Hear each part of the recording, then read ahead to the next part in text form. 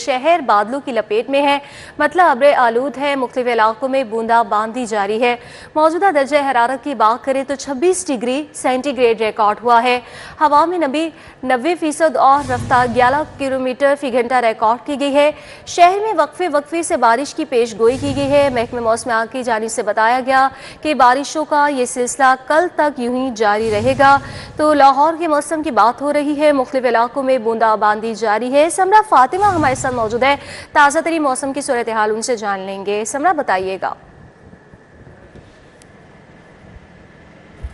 जी बिल्कुल, शहर लाहौर के मौसम की बात कर लीजिए तो ये देखा जा रहा है कि रात से ही मुख्तलिफ इलाकों में जो है वो बारिश का सिलसिला जारी है। कभी बारिश थम जाती है, कभी हल्की हो जाती है और कभी तेज़ बारिश शुरू हो जाती है। इस वक्त भी लाहौर के कई ऐसे इलाके हैं जहाँ पर फव्वार का सिलसिला जो है वो जारी है। आसमान पर बादल भी मौजूद हैं, ठंडी हवाएं चलने का सिलसिला भी जारी है। इस वक्त 11 किलोमीटर फी घंटा की रफ्तार से हवाएं चल रही हैं, जो कि मौसम की रंगीनियों में मजीद इजाफे का बायस बन रही हैं। शहर लाहौर के बासी भी मौसम खुशगवार होने पर खुश नज़र आ रहे हैं। दरख्तों के पत्ते भी लहलहा रहे हैं ठंडी हवाओं से, और इसी के साथ साथ आसमान पर चरिंद परिंद भी चहचहा कर मौसम से लुत्फानंदोज होते दिखाई दे रहे हैं। इस वक्त भी शहर लाहौर बादलों की लपेट में है। काली घटाओं ने मुकम्मल तौर पर शहर को अपनी लपेट में ले रखा है, मतलब अबर आलूद है और वक्फे से बादल बरसने का ये जो सिलसिला है वो इसी तरह से जारी रहेगा, क्योंकि महकमा मौसमियात की जानिब से कहा जा रहा है कि आज भी शहर लाहौर में 70 से 80% तक बारिश के इम्कानात मौजूद हैं। दिन के मुख्तलिफ औकात में ये बादल बरसेंगे, कभी हल्की रिमझिम होगी, कभी तेज़ बारिश होगी तो कभी जो है वो हल्की बारिश देखी जाएगी। दर्जा हरारत के वाले से बात कर ली जाए तो इस शहर का मौजूदा दर्जा हरारत 26 डिग्री सेंटीग्रेड तक रिकॉर्ड किया जा रहा है। ज़्यादा से ज़्यादा 28 डिग्री और कम से कम 23 डिग्री सेंटीग्रेड रहने का इम्कान है, जबकि हवा में नमी का तनासुब 90% तक रिकॉर्ड किया जा रहा है। आज भी शहर में बारिश के इम्कानात हैं और बारिशों का ये जो सिलसिला है वो कल 3 सितंबर तक जो है वो जारी रहेगा। शदीद मानसून बारिशों की जो है वो पेशगोई की जा रही थी और हम ये देख भी रहे हैं कि शहर लाहौर में भी जो है वो मूसलाधार बारिशें हो रही हैं जो जलथल एक कर देती हैं। तो ऐसे में शहरियों को भी अपील की जा रही है और ज़िला इंतज़ामिया भी अलर्ट है, फील्ड में मुतहरिक है, और इसी के साथ साथ ये अपील की जा रही है शहरियों से कि अर्बन फ्लडिंग का भी खदशा है, नदी नालों में तुग़यानी का खदशा है। शदीद बारिशों के पेश नज़र तो गैर ज़रूरी सफ़र से परहेज़ करें, और अगर सफ़र कर भी रहे हैं बारिश के दौरान तो एहतियात से करें, बिजली की खंभों और तारों से दूर रहें और नशेबी इलाकों में जाने से भी गुरेज करें, और दरख्तों को भी नुकसान पहुँचने का खदशा जाहिर किया जा रहा है। तो ऐसे में यही कहा जा रहा है कि आंधी वगैरह अगर आए तो ऐसे में महफूज मकामात पर रहें, क्योंकि शहरियों की हिफाजत जो है वो पहली तरजीह है, और ऐसे में उन्हीं को बार बार अलर्ट भी किया जा रहा है, बार बार उनको हदायत जारी की जा रही हैं कि इंतज़ामिया के साथ जो है वो मुकम्मल ताउन करें और बारिश के दौरान जो है वो एहतियात पर अमल दरामद को यकीनी बनाए रखें। जी ठीक है, एहतियात पर अमल दरामद की जाए। बहुत शुक्रिया समरा फातिमा, आपका मौसम का तफसीली अहवाल बता रही थी। दरिया रावी में पानी की सतह में मुसलसल कमी हो रही है और शाहदरा के मुकाम पर पानी का बहाव 60,000 क्यूसिक रिकॉर्ड किया गया। जस्टिकर के मुकाम पर पानी का बहाव 54,000 क्यूसिक रिकॉर्ड किया गया है। बलूकी हेडवर्क्स पर पानी का बहाव 1,37,000 क्यूसिक रिकॉर्ड हुआ। बारिशों के बायस दरियाओं के बहाव में गैर मामूली इजाफे का खदशा बताया गया। रिलीफ कमिश्नर का 5 सितंबर तक इंतहाई ऊंचे दर्जे के सैलाब के खदशात का इजहार भी किया गया है। ताहिर जमील खान हमारे साथ इस वक्त मौजूद है, उनसे ताज़ा तरीन सूरत हाल जान लेंगे। ताहिर जमील, आप बताइएगा। जी बिल्कुल, दरियाए रावी जो कि 1988 के बाद तारीख की बुलंद तरीन सतह पे गया था गुज़िश्ता जुमे, और 2,20,000 क्यूसिक की सतह इसने अबूर की। उसके बाद मुसलसल ये सतह अब नीचे आते आते 60,000 क्यूसिक पर शादरा के मुकाम पर रह गई है। लेकिन दूसरी जानिब जो ख़तरा है वो भी अभी टला नहीं है, चूँकि रिलीफ कमिश्नर और PDM दोनों इस बात की तस्दीक कर रहे हैं और अपने खदशात का इजहार कर रहे हैं कि दोबारा इंतहाई ऊंचे दर्जे की सैलाबी सूरत हाल दोबारा से दरियाए रावी में पैदा हो सकती है। दीगर दरियाओं में पंजाब के तो ऑलरेडी तुग़यानी है, सैलाबी सूरत हाल है, लाखों लोग मुतासर हो रहे हैं, लेकिन लाहौर में अब तक निस्बतन कम उस तरह से नुकसान हुआ है, लेकिन दोबारा से ये सूरत हाल पैदा हो सकती है चूँकि बलाई इलाकों में बारिशें भी हैं। और इसमें एक पहलू ये भी है कि भारत का 3 डैम जो दरियाए रावी के ऊपर कायम किया गया है, रंजीत सागर डैम, उसकी जो स्टोरेज है वो भी 92% तक वो भी भर चुका हुआ है। और ऐसे में अगर मजीद बारिशें होती हैं और भारत अपना पानी वहाँ से रिलीज़ करता है, या अगर कोई पानी के प्रेशर से उनके हेडवर्क्स जो कि माधोपुर हेडवर्क्स लास्ट टाइम उसके 2 गेट्स टूट गए थे और उसका पानी भी आया था, तो ऐसी सूरत हाल में दोबारा से सिचुएशन ख़तरनाक हो सकती है। और 5 सितंबर यानी कि आज का रोज़ और आइंदा 3 रोज़ इस हवाले से इंतहाई अहम हैं। जी ठीक है, ताहिर जमील खान, बहुत शुक्रिया आपका। डीजीपीडीए में इरफान अली काठा की सैलाबी सूरत हाल पर मीडिया से गुफ्तगू। दरिया रावी जस्टे के मुकाम पर पानी का बहाव 54,000 क्यूसिक है। डीजीपीडीए की जानिब से मजीद कहा गया कि शाहदरा के मुकाम पर पानी का बहाव 60,000 क्यूसिक है। मल्लो की हेडवर्क्स पर पानी का बहाव 1,37,000 क्यूसिक रिकॉर्ड किया गया। हेड सुधनाई में सफोरा बंद को बरीज किया जा सकता है। उनकी जानिब से यह भी कहा गया कि हेड तरीमों के मुकाम पर इंतहाई ऊंचे दर्जे का सैलाब है। हेड तरीमों में पानी का बहाव 5,16,080 क्यूसिक रिकॉर्ड किया गया। सैलाब की सूरत हाल को लम्हा बालम्हा मॉनिटर कर रहे हैं। पंजाब के दरियाओं में तूगियानी की सूरत हाल बरकरार है। रावी में पानी की सतह में मुसलसल कमी, लेकिन खतरा अभी टला नहीं। अभी हमें थोड़ी देर पहले जो ऑफिशियल चैनल्स हैं, कम्युनिकेशन चैनल्स, उनके थ्रू आज के लिए फिर cross border Indian high commission की तरफ से, इंडस वाटर कमीशन की तरफ से ये हमें इतलात दी गई हैं ऑफिशियली, जिनको हम कंफर्म करते हैं कि दरियाए सतलुज में हरीके के मुकाम पर फिर हाई फ्लड और हाई फ्लोज ये रहेंगे। और इंडिया की तरफ से क्रॉस बॉर्डर जो पानी का रेला है, ये मज़ीद उसी फ़्लो के साथ ये हाई फ्लड की सिचुएशन में सतलुज में चलता रहेगा। कल किस तरीके से नॉर्थ में, पिंडी में और नॉर्थ ईस्टर्न रीजन में कल बारिशें हुई, जिसकी वजह से रेस्क्यू और रिलीफ के ओवरऑल ऑपरेशन में ये तकालीफ ज़रूर है। चनाब का पानी का रेला था, वो कल आपने देखा, चीफ मिनिस्टर पंजाब ने भी इसको पर्सनली खुद विटनेस किया। वो कल अपनी पीक अचीव करने के बाद हेड त्रिम्बू से अब मुल्तान की तरफ दाखिल हो रहा है और आज रात के औकात में ये मुल्तान में पीक की तरफ जाएगा। इसी तरह जो इस वक्त अगले 2 से 4 घंटे बहुत ज़्यादा क्रिटिकल हैं, वो हेड सदनाई के मुकाम पर इस वक्त जो रावी का पानी का बड़ा रेला है वो वहाँ पहुँच चुका हुआ है और हेड सदनाई पे इस वक्त 1,17,000 क्यूसिक्स वो पानी चल रहा है।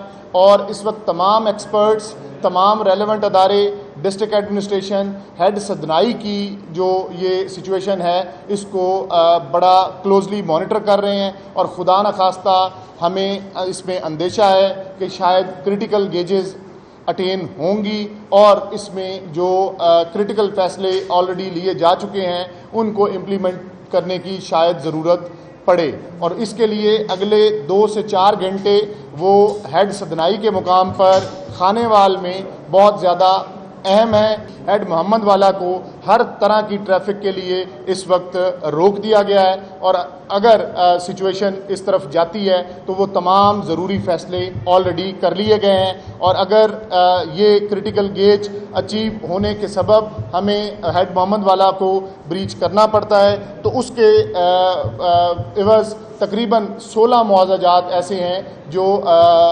इफ़ेक्ट होंगे और उनकी तकरीबन 37,000 पॉपुलेशन है जो इन मुआवजात में डिफरेंट गाँव में। सूबाई वज़ीर इत्तलाआत व सकाफ़त अस्मा बुखारी की प्रेस कॉन्फ्रेंस, उनकी जानिब से कहा गया कि पंजाब में सैलाबी सूरत हाल कंट्रोल में है।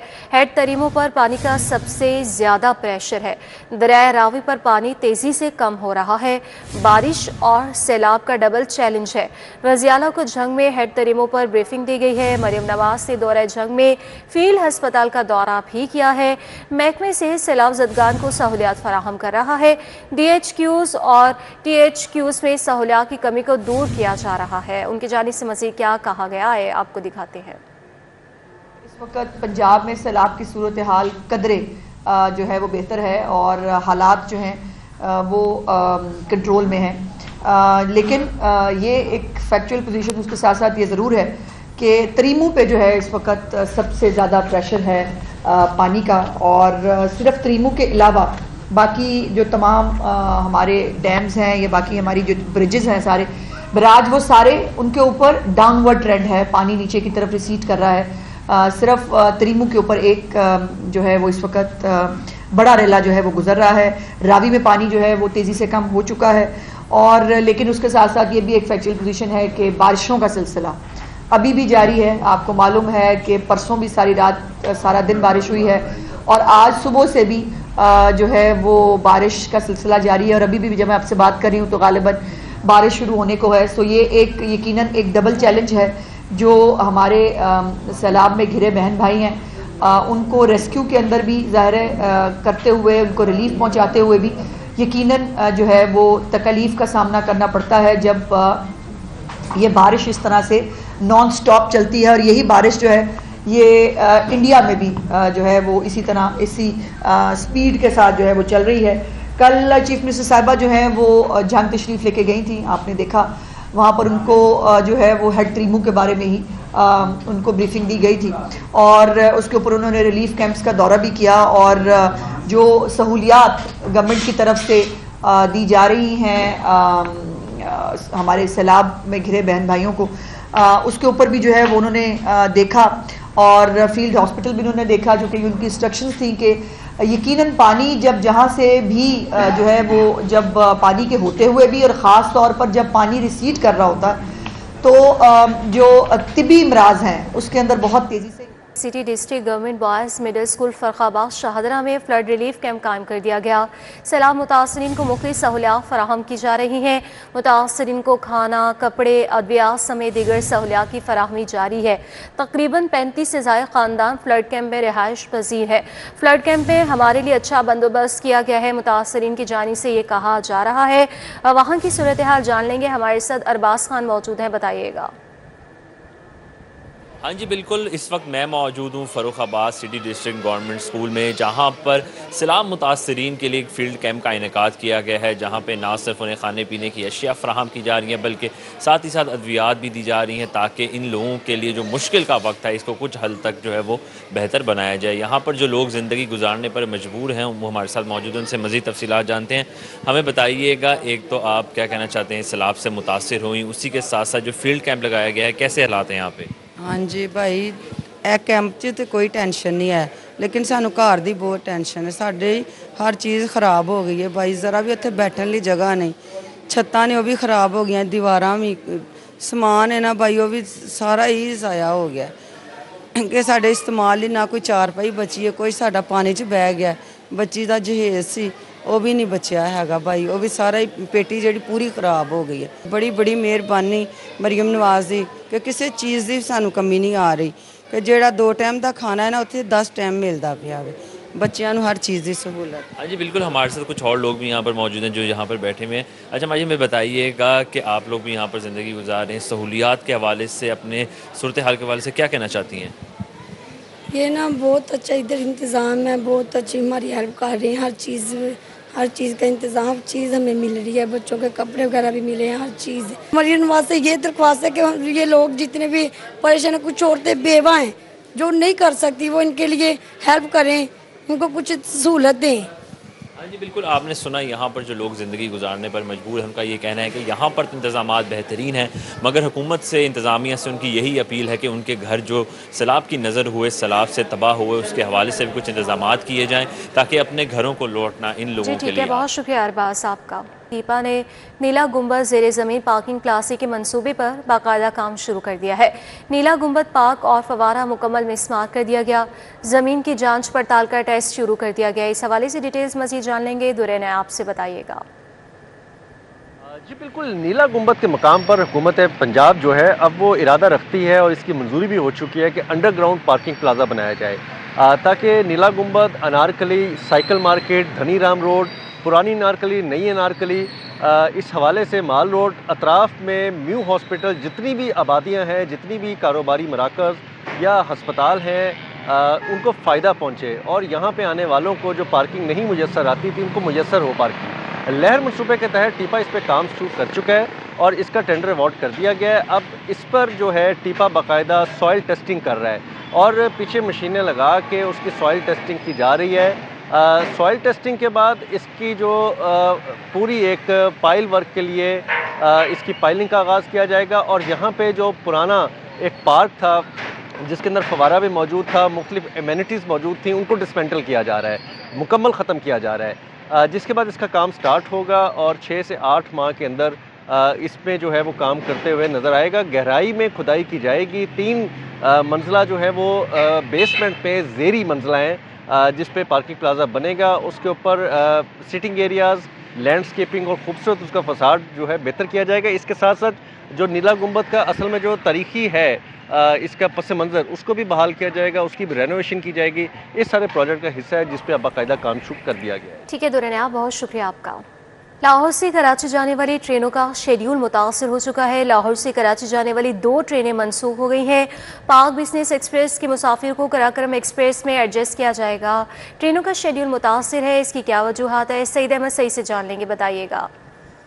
जी बिल्कुल, रेलवे ट्रेन ऑपरेशन के अंदर बात कर लें तो रोजाना की बुनियाद पर ट्रेनें हैं वो घंटों के शिकार है वो हो चुकी हैं, जिसके बाद आज भी लाहौर से कराची जाने वाली ट्रेनों का शेड्यूल है वो तब्दील किया गया है, जिनमें लाहौर से कराची जाने वाली 2 ट्रेनें हैं उसे मनसूख कर दिया गया है, जिसमें पाक बिजनेस एक्सप्रेस और शाह हुसैन एक्सप्रेस है वो दोनों शामिल हैं। देखिए, पाक बिजनेस एक्सप्रेस के मुसाफिरों को जो है वो कराक्रम एक्सप्रेस और कराची एक्सप्रेस में है वो एडजस्ट है वो किया जाएगा, जबकि शाह हुसैन एक्सप्रेस के मुसाफिरों को जो है वो ग्रीन लाइन में है वो एडजस्ट करने का फैसला है वो किया गया है। जबकि ग्रीन लाइन एक्सप्रेस जो है वो रात अपने मुकर्रर वक्त के मुताबिक 8:50 से लाहौर रवाना की जाएगी। सारा रेलवे इंतजामिया की तरफ से शाह हुसैन एक्सप्रेस के मुसाफिरों को ये अपील की गई है कि वो बर वक्त जो है वो लाहौर रेलवे स्टेशन में पहुंचे ताकि उनको अगली ट्रेन के अंदर एडजस्ट है वो किया जा सके।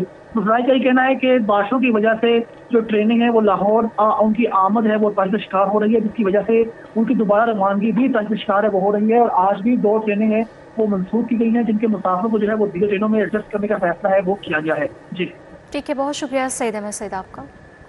Property tax assessment annual rental value से डीसी रेट पर मुंतकली एक्साइज को रिकवरी में मुश्किल का सामना है।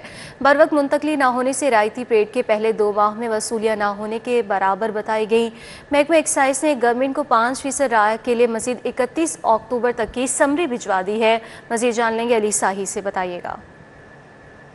जी बिल्कुल, महकमा एक्साइज की जानिब से रवा माली साल में प्रॉपर्टी टैक्स की वसूली जो थी और ये सारा निज़ाम जो को एनुअल रेंटल वैल्यू से डीसी रेट पर मुंतकिल किया गया था, यानी जितनी भी प्रॉपर्टीज़ की असेसमेंट होगी वो डीसी रेट के मुताबिक होगी और 50 लाख से लेकर उससे ऊपर तक जितनी भी प्रॉपर्टीज़ होंगी उस पर प्रॉपर्टी टैक्स आयद किया जाएगा। इसी हवाले से सिस्टम की भर वक्त मुंतकली ना होने की वजह से जो रवा माली साल के पहले 2 माह है इसमें महकमा एक्साइज की जानब से 5% रियायत दी गई थी, जिस पर वसूलियाँ जो हैं वो ना होने के बराबर हैं। महकमा एक्साइज की जानब से ये कहा जा रहा है कि चूँकि डीसी रेट्स जो थे उन पर काम करने के लिए डीसी टेबल्स चाहिए थे और उसमें ताख़ीर हुई, जिसकी वजह से अभी तक जो चलानिंग है वो मुकम्मल नहीं हो सकी।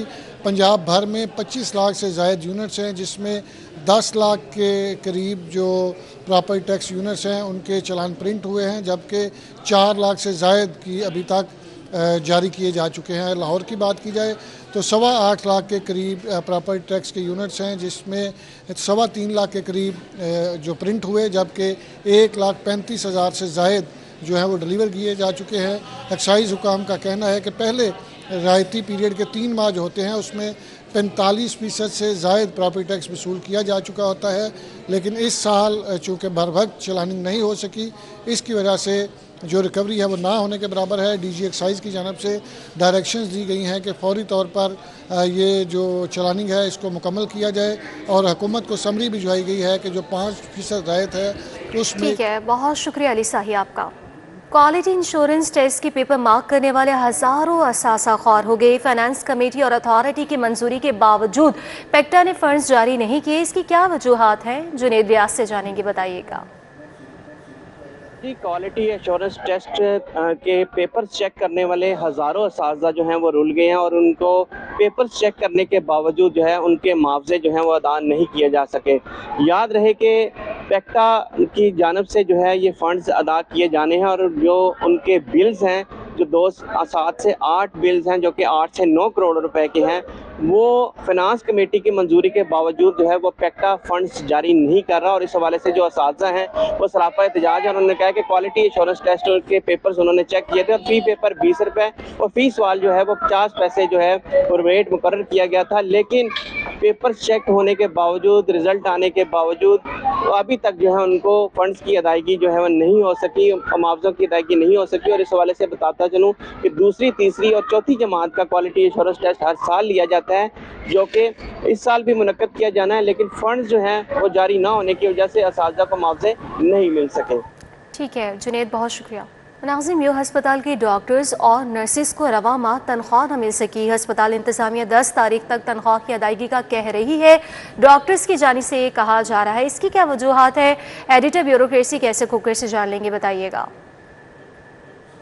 अस्पताल के जो मुलाजमीन हैं, डॉक्टर हैं, पैरामेडिकल स्टाफ है, नर्सें हैं, उनको रवा माह की तनख्वाह नहीं मिल सकी है, जबकि दीगर अस्पतालों के जो डॉक्टर, पैरामेडिकल स्टाफ या नर्सेज है या सरकारी मुलाजमीन है, उनको तनख्वाह मिल चुकी है। और AGF जो है उसने 25 तारीख को तनख्वाह भेज दी थी, लेकिन न्यू अस्पताल इंतजामिया ने अभी तक तनख्वाह डॉक्टरों को, पैरामेडिकल स्टाफ को, डॉक्टरों को, नर्सेज को और दीगर जो स्टाफ है उसको जारी नहीं की।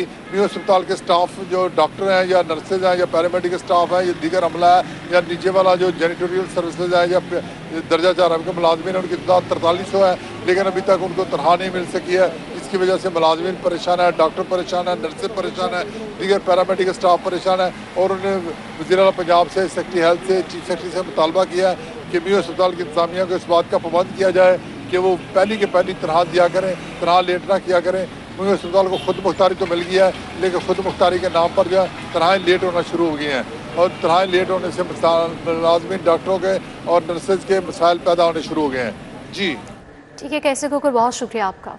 जनरल अस्पताल नर्सरी से नौबालूग गायब होने का वाक़या पेश आया। जनरल अस्पताल इंतजामिया ने नौसरबाज खवातीन की वीडियो जारी कर दी है। इंतजामिया की जानिब से जारी वीडियो में 2 खवातीन को मुश्तबा करार दिया गया है।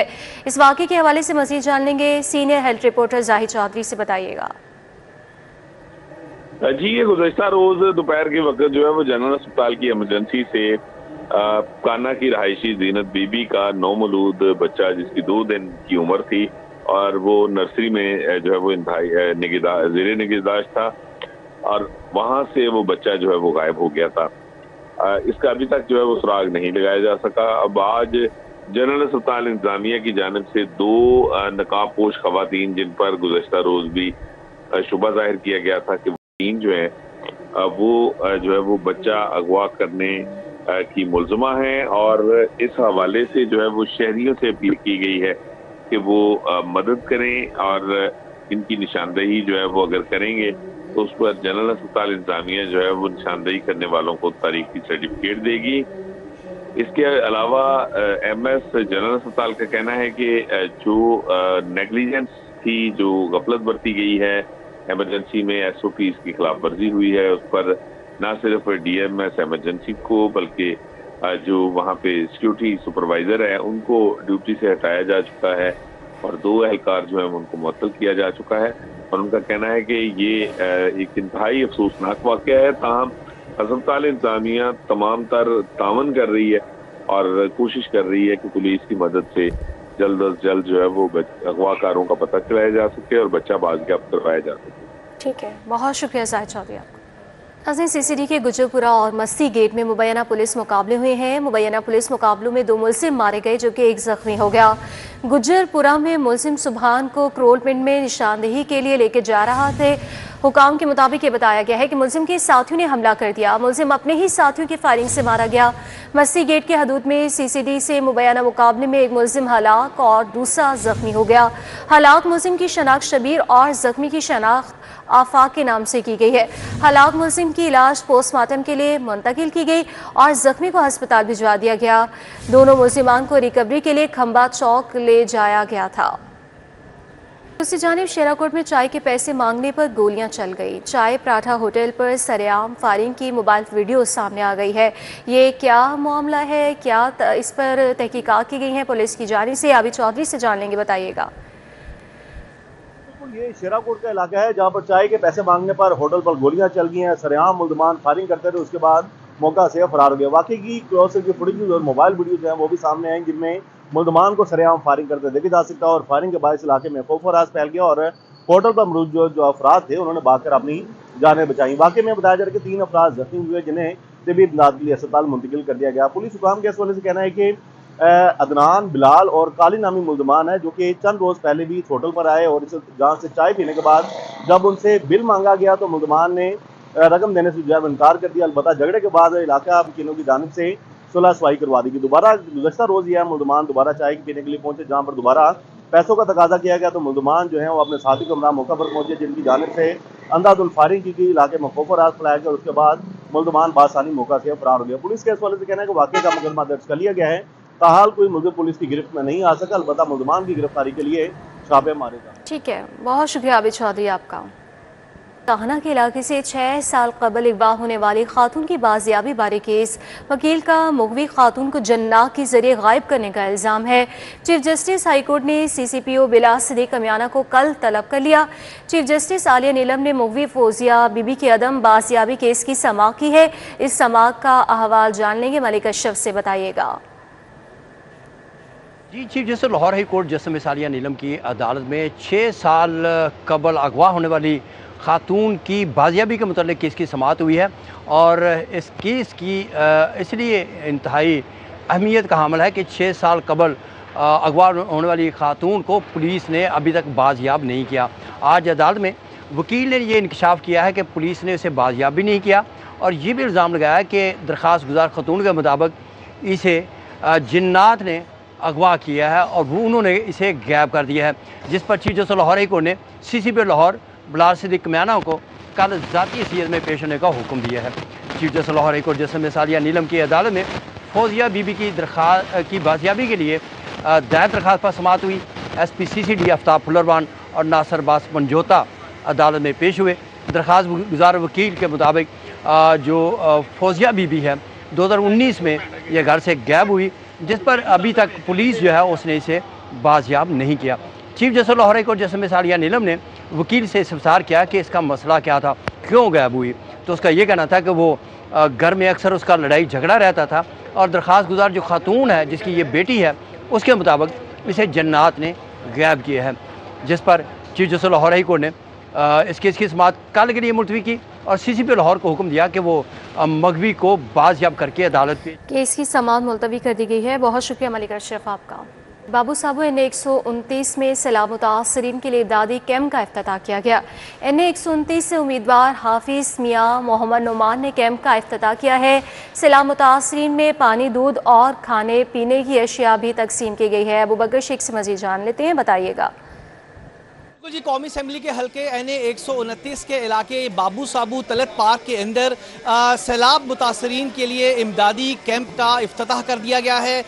NA 129 से कौमी असम्बली के उम्मीदवार हाफिज़ मियाँ मोहम्मद नुमान ने कैंप का इफ्तिताह किया। इसके बाद वो यहाँ पे जितने सैलाब मुतासरीन हैं उनमें जो खाने पीने की अशिया हैं वो भी तकसीम करेंगे। यहाँ पे उनके लिए अद्वियात का भी अहतमाम किया गया है। इनसे बात करेंगे। सर, खासा नुकसान हुआ है सैलाब के हवाले से, क्या कहेंगे? ये कैंप और दीगर जो ईटेबल आइटम्स इन्हें प्रोवाइड करेंगे, कितना को इनको सपोर्ट किया जा सकता है? तकरीबन 25% आबादी जो है ना जी इस इलाके की वो मुतासिर हुई है। तकरीबन समझे कि लाख आबादी है अगर है तो 25,000 से ज़्यादा लोग मुतासिर हुए हैं और बर वक़्त बड़ा हुकूमत पंजाब ने बड़ी यहाँ पर कार्रवाई की है। तमाम महकमों ने इंटीग्रेटेड एफर्ट की है। अल्लाह ताला की मेहरबानी से मेजर नुकसान कोई नहीं हुआ, कैजुअलिटी कोई नहीं हुई। पानी एवैक्यूएट कर दिया गया है। चंद एरियाज़ ऐसे रह गए हैं जहाँ पर अभी हमारा पंप्स काम कर रहे हैं। वासा ने वहाँ पे पंप लगा दिए हैं और वहाँ से पानी निकाला जा रहा है। चंद घर रह गए हैं जो बिल्कुल बहुत ज़्यादा डीप एरिया है। बाकी अल्हम्दुलिल्लाह आबादी सारी रिकवर हो गई है। यहाँ पर मेडिकल कैंप्स पहले भी मौजूद था जो बाहर मौजूद है। आज हमने इंटरनल जो बिल्कुल फ्लड एरिया है इसके अंदर मेडिकल कैंप भी लगा दिया है।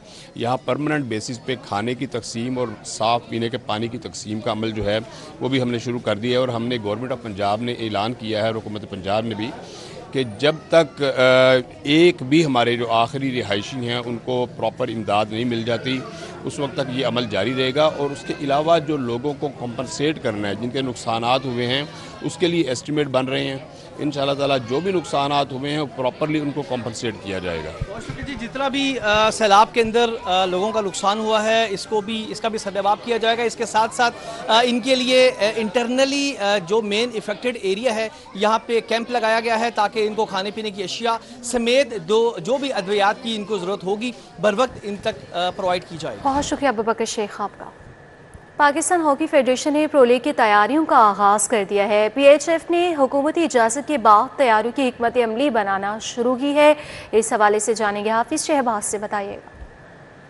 जी बिल्कुल, हुकूमत की जानिब से पाकिस्तान हॉकी फेडरेशन को प्रो लीग में हिस्सा लेने की इजाज़त मिलने के बाद और फंड जारी किए जाने के यकीन जाने के बाद अब पाकिस्तान हॉकी फेडरेशन ने प्रो लीग के हवाले से हिकमत अमली का आगाज़ कर दिया है। हमारे ज़राए के मुताबिक पाकिस्तान हॉकी फेडरेशन हुकाम के जो बड़े हैं उन्होंने साथ जोड़ लिए हैं और इस सिलसिले में मुख्तलिफ जो तजावीज़ हैं उन पर गौर किया जा रहा है। ज़राए के मुताबिक पाकिस्तान हॉकी टीम के मुख्तलिफ तरबियती कैंप जो हैं वो लगाए जाएंगे ताकि प्रो लीग के हवाले से अच्छे तरीके से तैयारियाँ की जाएँ। इसके साथ साथ पाकिस्तान हॉकी फेडरेशन के जो अहदेदारान हैं उन्होंने कौमी हॉकी टीम शुक्रिया हाफिज़ शहबाज आपका।